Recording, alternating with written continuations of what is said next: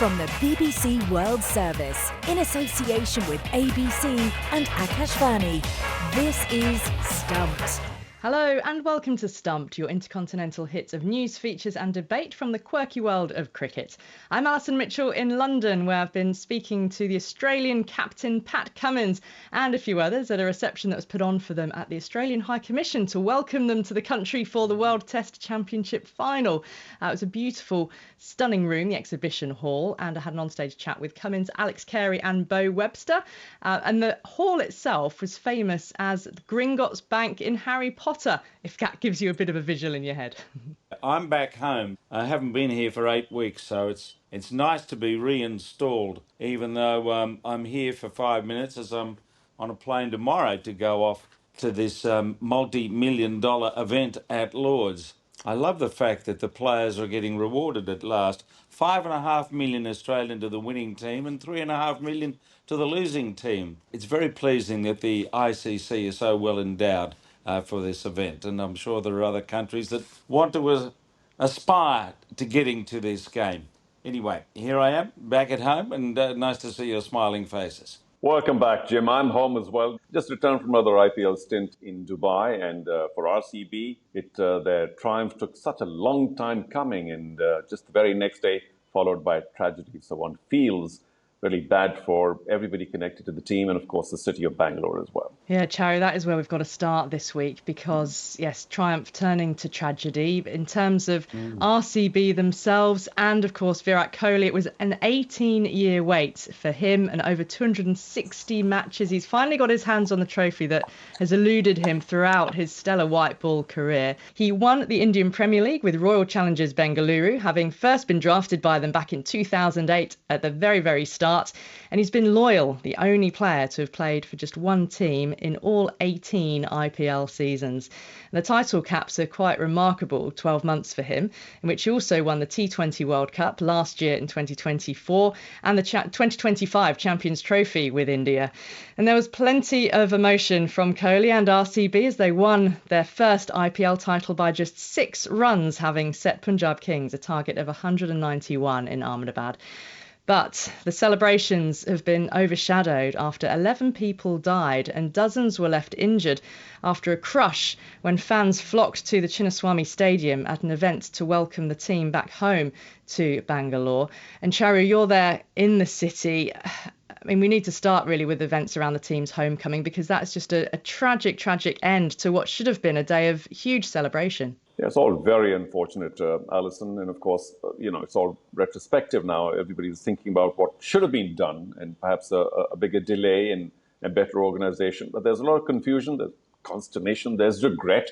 All the agencies concerned are now saying, yes, well, we should have held on a bit and not done what we did. The stadium has a capacity of about 33,000 and there were as many as 400,000 people outside. And of course, we can go on and on about the administrative lack, because the politicians of the state also were quite happy to be a party to the celebration. So they were at the stadium, and another celebration was planned at the Legislative Assembly, where also there were hundreds and thousands of people. This is all central Bangalore. And I feel particularly bad for the fans who came to celebrate, and especially the youngsters. There's a lot of young people there, because they're the ones that really make up sporting fans. And that crush was, I wasn't there personally, but it was unbelievable. And it just, one does feel sorry for RCB because just the heavy level of celebration that we've lasted at least into the weekend, if not longer, are now completely absent, because obviously it's very embarrassing to be talking about a triumph when there's been such a major tragedy right here in the city. All very unfortunate. The blame game, by the way, is rife. Everybody's looking to see who can be blamed most. But what can we say? Our hearts go out to the families that are bereaved and, of course, those who are injured as well. Yeah, absolutely echo that. RCB put out a statement quite soon after this had unfolded, saying that we are deeply anguished by the unfortunate incidents that have come to light through media reports regarding public gatherings all over Bengaluru in anticipation of the team's arrival this afternoon. The safety and well-being of everyone is of utmost importance to us. It goes on saying RCB mourns the tragic loss of lives and extend our heartfelt condolences to the affected families. Immediately upon being made aware of the situation, we promptly amended our programme and followed the guidance and advice of the local administration. We urge all our supporters to please stay safe. And Charu, I don't know whether you saw Kohli reposting that RCB statement saying, at a loss of words, absolutely gutted, he said. And I'm sure that is how all the players would have felt. It was just a failure of administration, of wanting to celebrate too soon without planning a celebration. Can such celebrations ever be planned really well? I mean, even ticker tape parades, you never know, with buses and the crush and the crowd. But I think it all stems from trying to do this too soon. They would have finished late night in Ahmedabad, the 3rd of June. And this is fairly early on the 4th of June in Bangalore. So, yeah, there was an unholy hurry, and everything could have been organized in a much better manner a day or two later. And I don't think that would have taken away from the triumph at all, were it delayed by a day or two. So, well, we can all talk about it now. But, yeah, I mean, I can only imagine Kohli, who would have been on top of the world after picking up this final sort of, or getting rid of this final gorilla off his back. And now I don't think he can talk about it much because of the tragedy. Yeah, Jim, I mean, the tournament was first disrupted by conflict and big name overseas players headed home. And now this is a very sombre way to have ended after such a emotional climax on the night of the final. Yes, it's very sad indeed that this could occur. But unfortunately, it does happen every now and then with the large team followings. And, cricket's not, well, certainly not the only sport to suffer with some of these things, as we've seen quite often in the world of football. But yeah, very sad indeed that this should have occurred when it should have been a rollicking, triumphal celebration. Unfortunately, these things can get out of hand, as we have just seen. Well, it certainly was a rollicking night of celebration on the night when RCB won. So let's just reflect a little bit more on that achievement and the cricket itself. In fact, before the season started, we had Andy Flower on Stumped to talk about the season and what might lie ahead for RCB. And he's now the victorious IPL winning coach. So let's just hear and look back on what he told us then about his expectations for RCB. Well, I tell you, one thing we have done is we've got a brand new squad. So we retained three players from last year, and it was the big auction, obviously, and it gives everyone a chance to renew their squads, and we've done that. And probably like every team, we look at our squad and think we can do something with this. And we've got some really good balance in our squad. We've got great power in the batting lineup and real skill and experience in the bowling lineup, which is a little bit of a change for RCB. Usually they prioritize their batting lineup with some big batting stars, and we've shifted that to what we think is a more balanced team this year. What's the pressure, if not desperation, like Alison mentioned, season 18, no title? How does that hang with you? RCB is one of the bigger franchises in world sport, let alone just cricket or just IPL cricket. And so RCB and its fans should expect success, absolutely. I would view the fact that RCB hasn't won it, not necessarily as a desperate situation or indeed added pressure. It's a great opportunity. It's never been done before. And quite frankly, one of the main reasons Mo and I took on this challenge, it's a very exciting opportunity for us. If we can bring some of that success and build an organization or certainly a dressing room that will give us that sort of success, that will be incredibly rewarding for us and our fans. So we see that as an opportunity. Well, Andy Flower there on the new squad, the captain that he picked. Charu, I mean, you were heavily involved in RCB, weren't you? At the very start, the early days of the competition, I'm sure you share the pride in the team's win.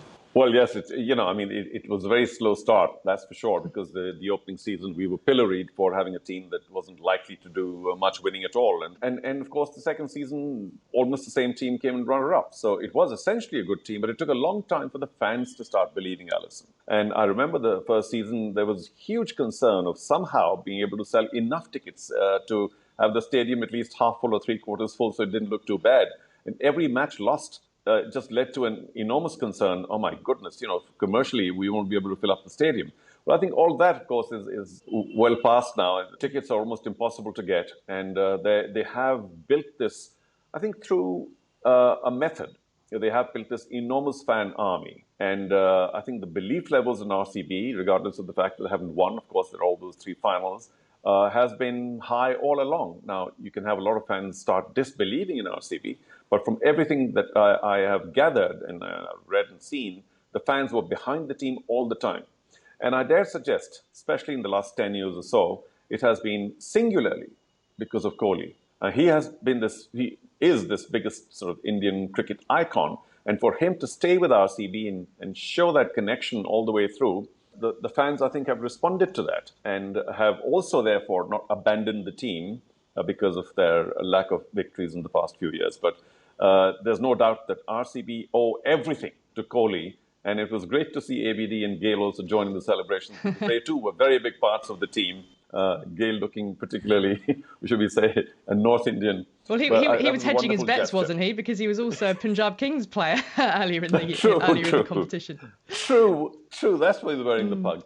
But yeah, so there's no doubt that the team's fortunes in terms of the fanhood were related to Kohli. What next for him then? What do you think his next move will be? Because he's sort of won everything now. Has he almost completed cricket? Hasn't won the Test Championship.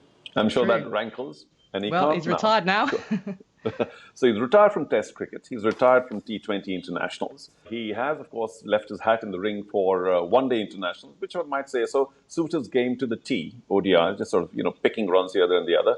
And will he be able to continue that till 2027 when there's the next ODI World Cup? I wonder. But that's his only goal, I suppose, left, which is not even something that he desperately needs because he's won a World Cup earlier on. So the only thing left for him really, a bit like Dhoni, is probably just keep his connection to RCB going for at least another 2 or 3 years. RCB for sure are not going to let him go easily. And if he's going to remain as fit as he is now, he might just continue franchise cricket just for RCB for the next 2 or 3 seasons. They will not let him go.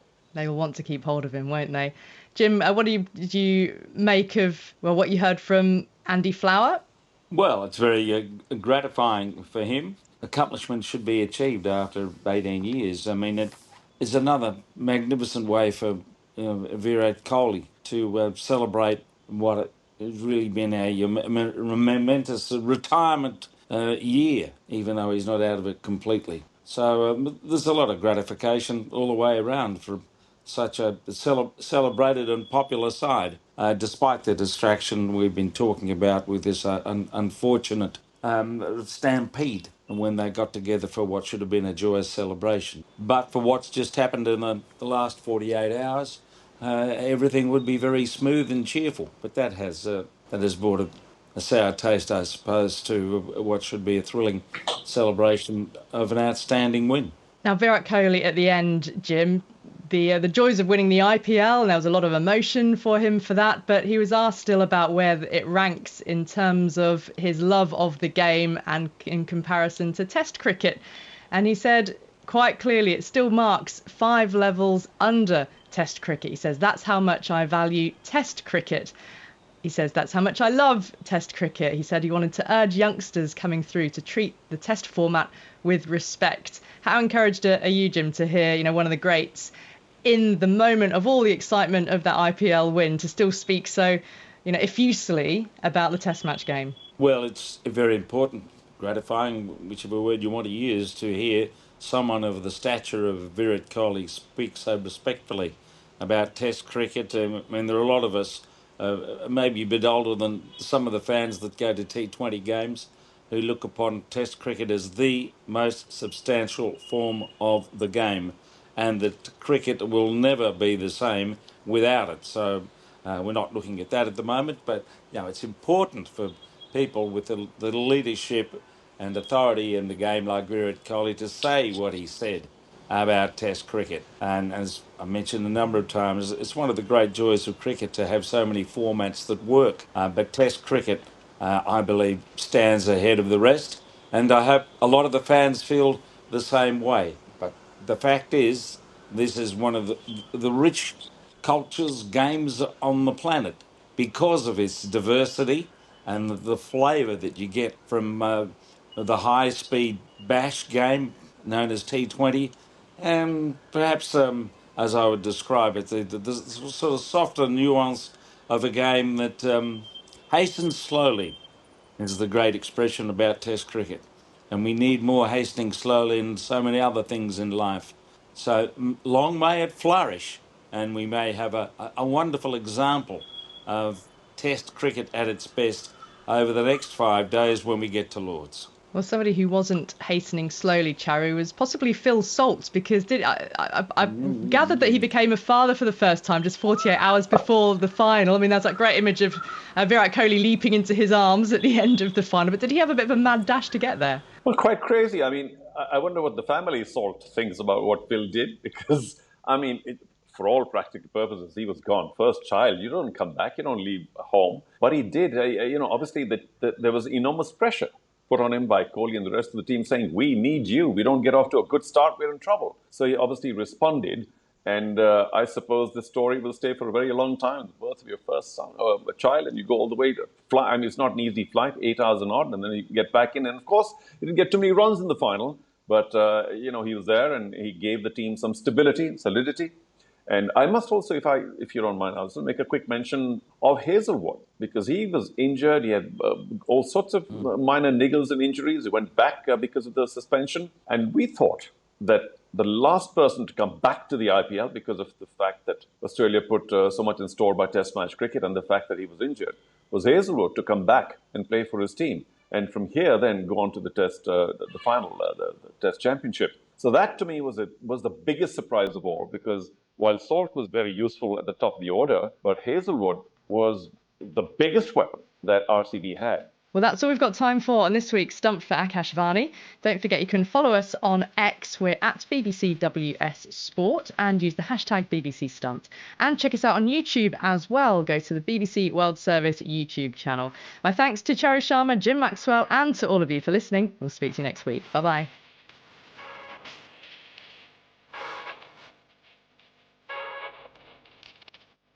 Stumped is a BBC Sport production for the BBC World Service in association with ABC and Akashvani.